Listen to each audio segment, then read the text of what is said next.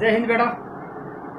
अपने 12वीं भूगोल के सिलेबस में जो चल रहा था उसमें नेक्स्ट टॉपिक चल रहा है एस्किमो जनजाति है। एस्किमो जनजाति का परिचय हम कर चुके थे।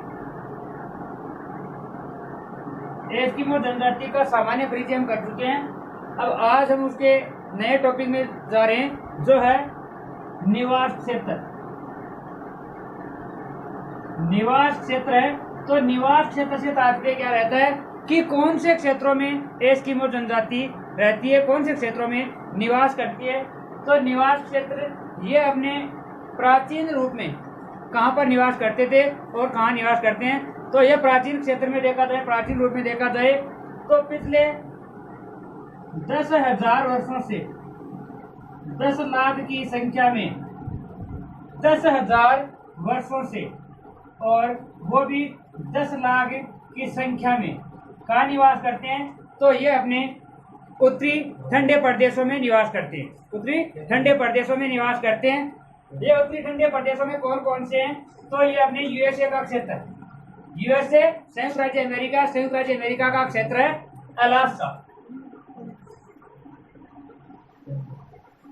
अलास्का और संयुक्त राज्य उत्तरी अमेरिका में 3 प्रमुख देश हैं। कनाडा, दूसरा है संयुक्त राज्य अमेरिका यूएसए, और यूएसए के अलावा तीसरा है मेक्सिको। मेक्सिको है तो ये कनाडा है। कनाडा में और यूएसए का जो क्षेत्र है अलास्का, ये यूएसए का एक क्षेत्र है। इस भाग में आगे चलते हैं तो जो उत्तरी अमेरिका के उत्तरी पूर्वी भाग में एक द्वीप समूह है जिसको कहा गया है ग्रीनलैंड। ग्रीनलैंड क्यों कहा गया है, क्योंकि ग्रीन यानी हरा और लैंड यानी द्वीप। तो ग्रीनलैंड वो क्षेत्र है जहां पर बर्फ जमी रहती है। वर्ष भर बर्फ जमी रहने के कारण यहाँ पर वनस्पति नहीं पाई जाती है, और वनस्पति यहाँ पर जब थोड़ा बहुत सूर्य का तापमान रहता है तो उस तापमान के समय में क्या होता है, ग्रीन यानी हरा, यानी थोड़ी बहुत वनस्पति है, शैवाल है, काई है, शैवाल के रूप में जम जाते हैं और यह क्षेत्र है कुछ समय के लिए हरा भरा हो जाता है और इस क्षेत्र को कहा जाता है ग्रीनलैंड। इस ग्रीनलैंड में भी थोड़ी संख्या में जनजाति निवास करती है। अब आगे चलते हैं यूरेशिया के क्षेत्र में। तो यूरेशिया के क्षेत्र में यह एक भाग है, यह भाग है जिसका नाम है स्कैंडिनेविया।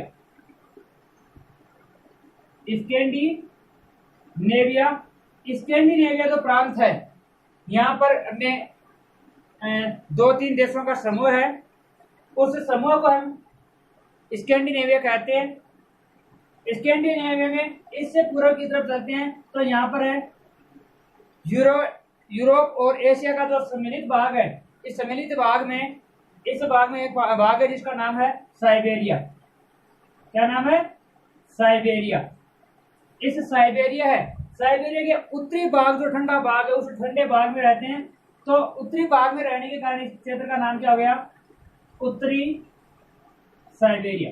उत्तरी साइबेरिया के क्षेत्र में तो इन क्षेत्रों में एस्किमो जनजाति मुख्य रूप से निवास करती है। तो यह जो क्षेत्र है, इस क्षेत्र में कौन से क्षेत्र में जनजाति निवास करती है? इन पूरे क्षेत्र में पिछले 10,000 वर्षों से 10 लाख की संख्या में एस्किमो जनजाति निवास करती है। और ये जो एस्किमो जनजाति है अलास्का, कनाडा का जो क्षेत्र है, इस भाग में ग्रीनलैंड का जो भाग है, यानी इस भाग में जहां पर जो जनजाति निवास करती है तो इसका नाम है एस्किमो। क्या नाम है? एस्किमो जनजाति। इससे पूर्व की तरफ चलते हैं, अपने पूर्व की तरफ तो स्कैंडिनेविया में जो जनजाति है निवास करती है, इस प्रकार की जनजाति है, उसको कहा जाता है लेप्स। क्या कहा जाता है? लेप्स के नाम से जाना जाता है, लेप्स। उत्तरी साइबेरिया का जो क्षेत्र है, इस भाग में जो जनजाति निवास करती है उसको क्या कहा जाता है? इसके कई नाम है, बड़ा क्षेत्र है सेमोयड्स। सेमोयड्स के नाम से, सक्ची के नाम से, याकूत व तुंग याकूत है, तुम इन अन्य नामों से इस जनजाति को जाना जाता है। तो यह है निवास क्षेत्र। अब जो ग्रीनलैंड, अलास्का और ग्रीनलैंड में जो एस्किमो जनजाति निवास करती है उसका, और स्कैंडिनेविया में जो एस्किमो जनजाति निवास करती है उसका प्रमुख क्षेत्र, यानी इसका प्रमुख क्षेत्र यानी कार्य क्षेत्र क्या है, इनका आजीविका का क्षेत्र क्या है, व्यवसाय क्या है। तो आजीविका का मुख्य क्षेत्र या व्यवसाय है, वो व्यवसाय क्या है, इनका प्रमुख रूप से है आखेट करना, यानी शिकार करना। आखेट करने वाली जो जनजाति है, तो इस जनजाति को हम आखेटक जनजाति कह सकते हैं, यानी ये प्रमुख रूप से क्या है, आखेटक जनजाति है। प्रमुख रूप से क्या है, आखेटक जनजाति है। साइबेरिया क्षेत्र में जो जनजाति निवास करती है, यह जनजाति आखेट तो करती है, आखेट तो करती है। आखेट के साथ साथ में ये लोग धीरे धीरे पशुचारण का कार्य भी करने लगे, पशुचारण का कार्य। और कुछ लोग हैं वो अस्थायी कृषि भी करते हैं। तो ये लोग आखेटक, पशुपालक और कृषक भी है। लेकिन ये जो आज भी है ना, आज भी आधुनिक युग में भी देखा जाए तो ये आखेटक जनजाति के रूप में ही है। यह हुआ निवास क्षेत्र। अब इसी वीडियो में हम बात करने जा रहे हैं जो एस्किमो जनजाति है, एस्किमो जनजाति के आर्थिक क्रियाकलापों के बारे में। आर्थिक क्रियाकलाप, तो ये जो मानचित्र तैयार किया, इस मानचित्र को आप समझ सकते हो, इसका स्क्रीनशॉट ले हो। तो निवास क्षेत्र के बाद में हम एस्किमो जनजाति है, एस्किमो जनजाति के हम देखते हैं आर्थिक क्रियाकलाप। आर्थिक क्रियाकलाप है, आर्थिक क्रियाकलापों को हम 5 बिंदुओं में विभाजित करके अध्ययन करेंगे, 5 बिंदुओं में विभाजित करके अध्ययन करेंगे। तो पहला बिंदु है यंत्र व उपकरण। यंत्र व उपकरण ये क्या है, यानी हमने देखा है कि एस्किमो जनजाति है, मुख्य रूप से वो जनजाति क्या है, आखेटक जनजाति है। क्या है, आखेटक जनजाति है। आखेटक जनजाति आखेट का कार्य करेंगे, शिकार का कार्य करेंगे। तो शिकार का कार्य करेंगे, वो शिकार किन वस्तुओं के सहायता से या किन औजारों की सहायता से, किन उपकरणों की सहायता से वो शिकार का कार्य करेंगे। तो सबसे पहले आखेट, आखेट से पहले हमें देखना होगा यंत्र और उपकरण। क्या देखना होगा, यंत्र और उपकरण को देखना होगा। यंत्र और उपकरण देखने के बाद हम देखेंगे आखेट, भोजन, वस्त्र और निवास गृह। लेकिन मैं बात करता हूँ भोजन की। तो भोजन के बारे में हम पीछे वाले वीडियो में बात कर चुके हैं, यानी इनका जो भोजन है वो प्रमुख रूप से भोजन क्या है, कौन से जीव जंतु है, किस जीव जंतुओं के किन पशुओं का ये भोजन करते हैं, किन पशुओं को भोजन के रूप में काम में लेते हैं। तो उसकी बात हम पीछे वाले वीडियो में कर चुके हैं, तो दोबारा इसकी बात नहीं करेंगे। अब बात करते हैं यंत्र व उपकरण। यंत्र व उपकरण यानी क्या है कि यंत्र, ये शिकार में कौन से यंत्रों का उपयोग करते हैं। तो यंत्रों के रूप में उपयोग करते हैं हार्पून। हार्पून इनका क्या है, एक औजार है। हार्पून इनका क्या है, औजार है। हार्पून इनका मुख्य औजार है। तो मुख्य रूप से यंत्र और उपकरण में, यंत्र में तो बात करेंगे औजार की, और उपकरण में बात करेंगे यातायात, यातायात के प्रमुख साधन, यातायात के प्रमुख साधनों की बात करेंगे। तो हार्पून इनका प्रमुख औजार है, यंत्र है। अब इस बात करते हैं कि हार्पून क्या होता है। तो एक तो बात करते हैं हार्पून की कि हार्पून क्या होता है। तो हार्पून एक जो सील मछली है, सील मछली का शिकार करने के लिए, इसके द्वारा क्या कार्य किया जाता है, मुख्य रूप से इसका जो शिकार है, शिकार करते हैं सील मछली का। हम पीछे भोजन में हम बात कर चुके हैं कि इनका प्रिय भोजन है, प्रिय भोजन के रूप में क्या है, इनका है सील मछली। तो सील मछली का शिकार करते हैं, शिकार करने के लिए हार्पून है, हार्पून की सहायता लेते हैं। तो हार्पून क्या है, एक सील मछली, उसी के द्वारा बना हुआ, उनकी हड्डियों से बना हुआ एक क्या है, बालानुमा हथियार है, बालानुमा हथियार।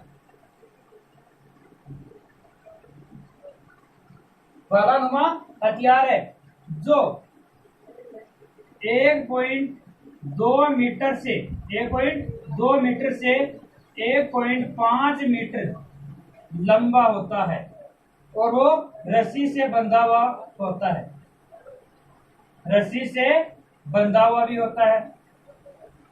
अब बात आई समझ में कि हार्पून क्या होता है कि 1.2 मीटर से 1.5 मीटर लंबा रस्सी से बंधा हुआ भालानुमा हथियार होता है जिसको हम क्या कहते हैं, हार्पून कहते हैं।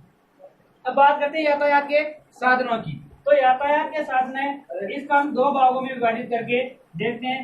नंबर एक तो बात करेंगे हम इनकी, दो तो है नाव, क्या है, दो तो है नाव और एक है गाड़ी, एक है गाड़ी। तो एक तो बात करेंगे नाव की, दो तो बात करेंगे नाव की और एक बात करेंगे गाड़ी की। तो नाव है, नाव इनकी कितनी है, दो। नंबर एक नाव है कयाक। कयाक है वो क्या है, तो कयाक के बारे में बताता हूं कि कयाक है वो, कयाक हमारे जो सील मछली है, सील मछली के लिए काम में ली जाती है, सील मछली के लिए काम में ली जाती है।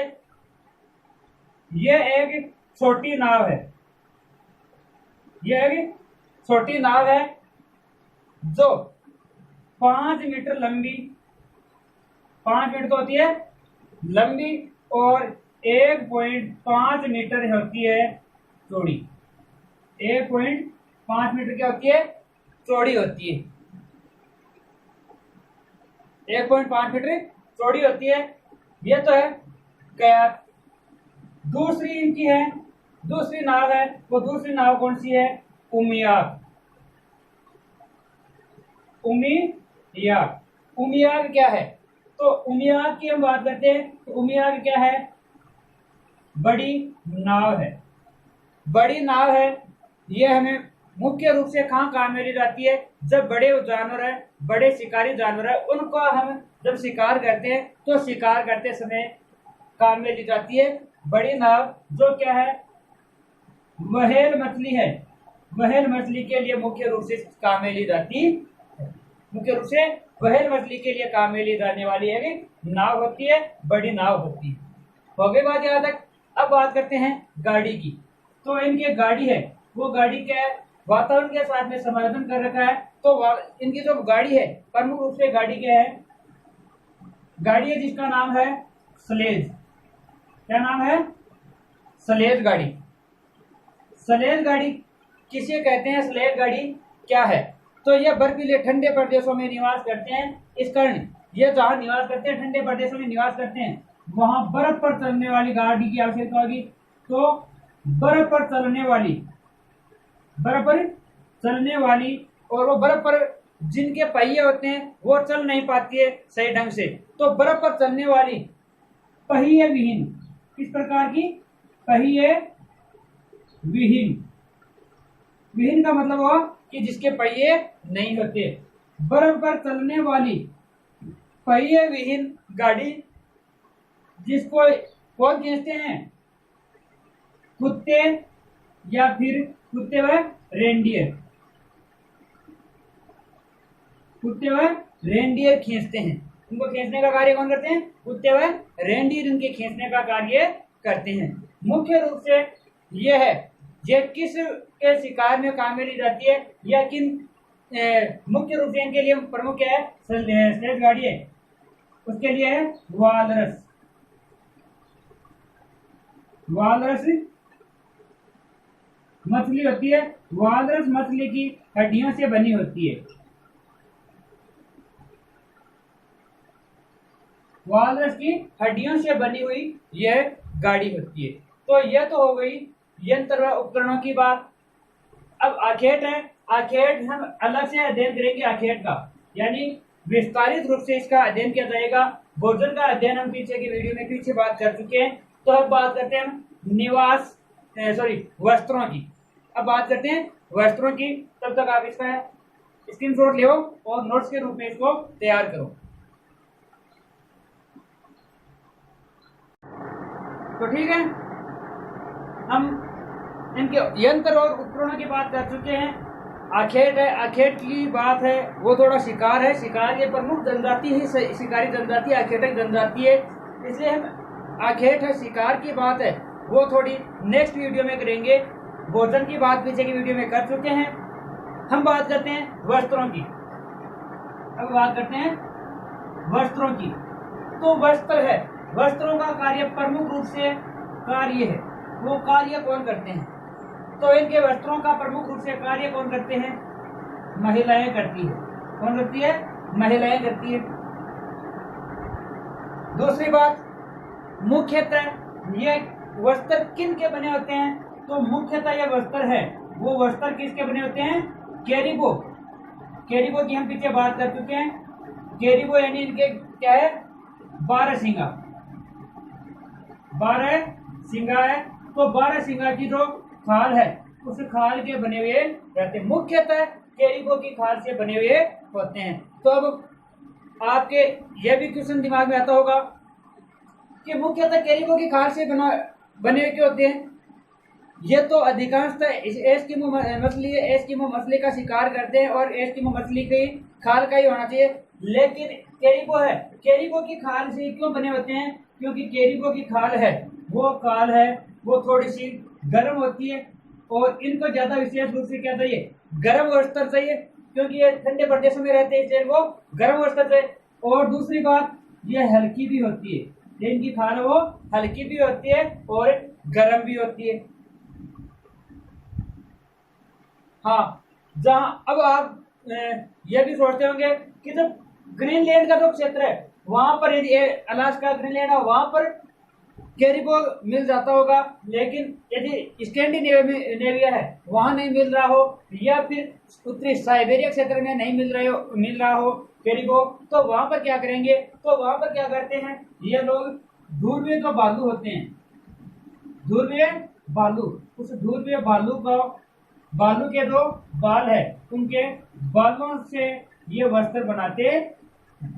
किनसे बनाते हैं? जहां कैरिबो है नहीं प्राप्त होता है तो वहां पर ध्रुवीय भालू है, ध्रुवीय भालू से ये लोग क्या करते हैं? ध्रुवीय भालू के बाल है, बालों से वस्त्रों का निर्माण करते हैं। नेक्स्ट पॉइंट रहता है वस्त्र इनके पुरुषों, तो पुरुष के और जो स्त्रियां है, पुरुष के और स्त्रियों के वस्त्र है वो वस्त्र अलग अलग नहीं होते हैं। ये वस्त्र अधिकांशतः क्या है? समान होते हैं। अधिकांश वस्त्र कैसे होते हैं? समान होते हैं। पुरुष व स्त्रियों के वस्त्र समान होते हैं। आगे बात करते हैं नेक्स्ट पॉइंट की। तो अब आपको मैं एक दो इतने प्यारे क्वेश्चन बनते हैं जिनकी मैं शब्दावली आपको तैयार करवाता हूँ। तो इनकी शब्दावली वस्त्र है, वस्त्रों के रूप में जो शब्दावली है वो शब्दावली देखते हैं। नंबर 1 तो है तिमियाक। क्या है? तिमियाक। दूसरी शब्दावली के रूप में है वो है अनुहाक। तिमियाक, अनुहाक और एक है कार्मिक। तिमियाक, अनुहाक और तीसरी शब्दावली है कार्मिक। अब आप देखो कि तिमियाक नाम सुनते ही, तिमियाक है, अनुहाक है, नाम सुनते ही ऐसे आश्चर्यचकित होता है कि ये क्या है। नाम सुनते ही लगता है कि ये है क्या। तो मैं बात बता देता हूं कि तिमियाक क्या होता है। तिमियाक जो हम स्वेटर पहनते हैं ना, वैसे बाहादार जर्सी नुमा वस्त्र होता है इनका, यानी बाहादार जर्सी नुमा वस्त्र, बाहादार जर्सी नुमा वस्त्र होते हैं, जिसको ये क्या कहते हैं? तिमियाक कहते हैं। ये तिमियाक पहनते हैं, लेकिन जब हम स्वेटर पहनते हैं, स्वेटर के ऊपर ब्लेजर भी पहन लेते हैं कभी कभी, देखा होगा। या बाहादार जो जर्सी नुमा वस्त्र है तो उसमें हम बनियान के रूप में भी कभी पहनते हैं, और बनियान है, बाहादार बनियान पहनते हैं, उस बनियान के ऊपर भी हम कुछ वस्त्र के रूप में पहनते हैं, शर्ट पहन लेते हैं। तो उसका नाम क्या है? यानी जो बाहादार जर्सीनुमा वस्त्र है जिसको हम तिमियाक कहते हैं, तो जो तिमियाक है उस तिमियाक के ऊपर भी कुछ वस्त्र पहना जाता है। तो ऊपर पहने जाने वाले वस्त्र को क्या कहा जाता है? अनुहाग कहा जाता है। अनुहाग किसे कहा गया है? जो तिमियाक है, तिमियाक के ऊपर पहने जाने वाले वस्त्र को क्या कहा गया है? अनुहाग कहा गया है। हो गई बात। अब बात करते हैं कार्मिक की।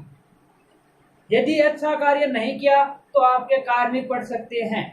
अच्छा कार्य नहीं किया तो आपके कार्मिक पढ़ सकते हैं।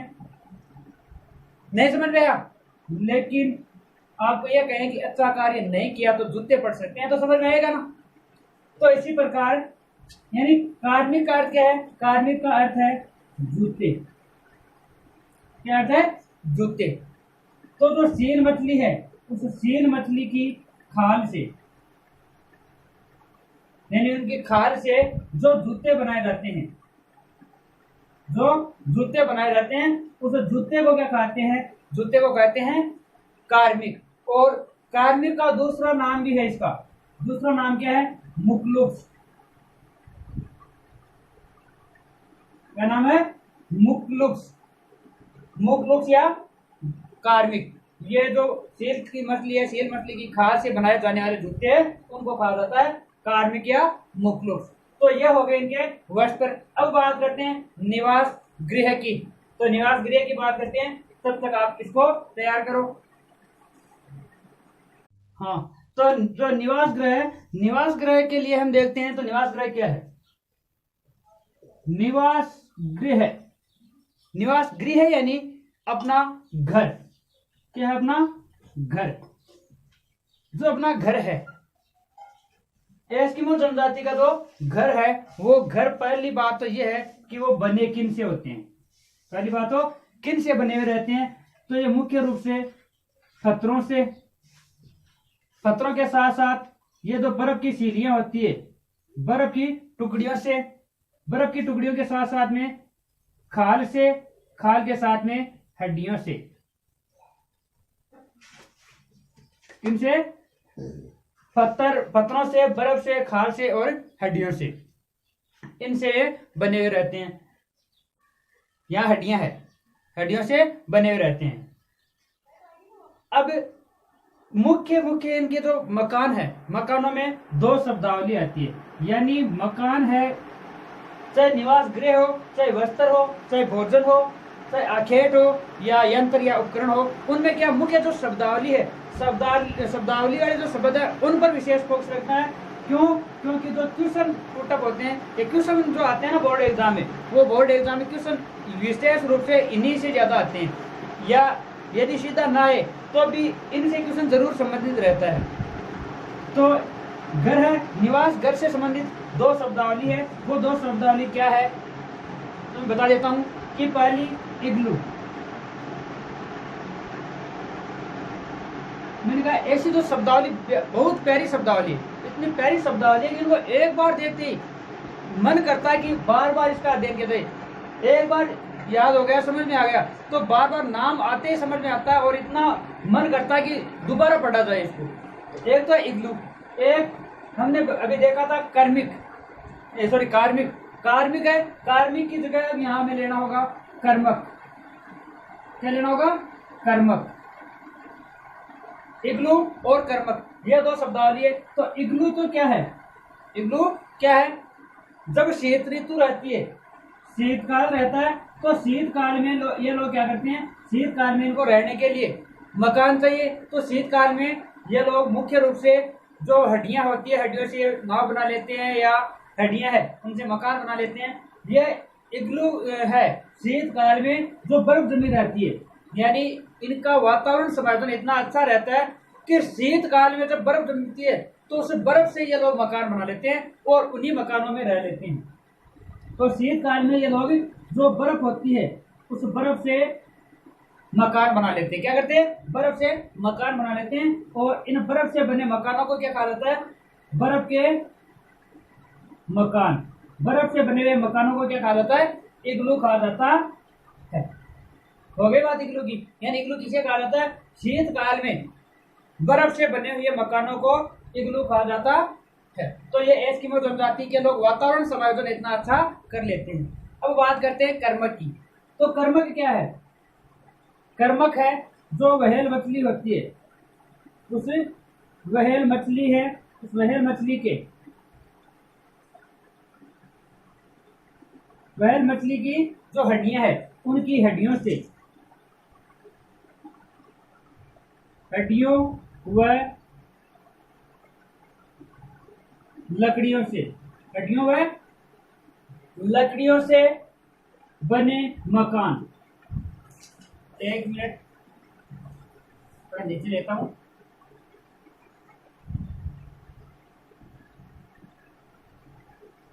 व्हेल मछली की हड्डियों व लकड़ियों से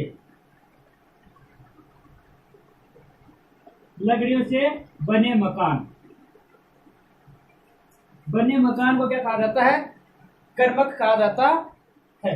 तो कर्मक भी समझ में आ गया, इग्लू भी समझ में आ गया। अब इग्लू क्या होता है कि जो बर्फ की सीढ़ियां होती है, ये लोग बर्फ इस प्रकार से बना लेते हैं, ये धरातल है तो ऐसे बनाते हैं। आधा भूमि के अंदर रहता है, भूमिगत रहता है, और ऊपर है गुंबदाकार आकृति में ये लोग बर्फ की सीढ़ियों से मकान बना लेते हैं। भूमि के अंदर गड्ढा खोदते हैं और गड्ढे को खोदकर इस प्रकार से बना लेते हैं। यहाँ एक छोटा सा इनका एक द्वार होता है, छोटा सा द्वार होता है, जिससे ये इसके अंदर प्रवेश कर जाते हैं और अंदर प्रवेश करने के बाद में अंदर निवास करते हैं। तो ये शीतकाल में जो बर्फ से बने मकान है, इसके अंदर सील मछली उसकी चर्बी को जलाकर ये लोग ईंधन के रूप में काम में लेते हैं और थोड़ी सी उष्मा प्राप्त करते हैं, गर्मी प्राप्त करते हैं और यहाँ पर रह लेते हैं। तो इग्लू, कर्मक, ये हो गए मुख्य रूप से इनके घर है, घरों की बात। और मैंने जो वस्त्रों में मैंने बताया था आपको कि मुख्य कार्य महिलाएं करती है, और महिलाओं के साथ साथ महिलाएं करती है। वस्त्र पुरुष और स्त्रियों के दोनों के समान होते हैं। वस्त्रों में 3 शब्दावली मैंने बताई थी, तिमियाक और उमियाक, अनोहाक, तिमियाक, अनोहाक और एक है कार्मिक, जिसका दूसरा नाम है मुगलुक। तिमियाक क्या है? जर्सी नुमा बाहादार वस्त्र है। अनोहाक क्या है? उस तिमियाक वस्त्र के ऊपर पहना जाने वाला वस्त्र है। और कार्मिक क्या है? सील मछली है, सील मछली की जो खाल है, खाल से बने हुए जूते हैं, जिसको कार्मिक कहा जाता है या मुगलुक कहा जाता है, उसी का नाम है। ये मुख्य बात है। मुख्यतः वस्त्र है वो ध्रुवीय कैरिबो से बने रहते हैं। तो ठीक है, आगे का वीडियो प्राप्त करने के लिए चैनल को सब्सक्राइब जरूर कीजिए और अपने दोस्तों तक शेयर कीजिए, ताकि सभी जो अपने बोर्ड एग्जाम के लिए ज़्यादा समय नहीं है, थोड़ा समय है, तो सभी अपने दोस्त हैं उन तक शेयर कीजिए, वो भी इस वीडियो को देख सके। धन्यवाद।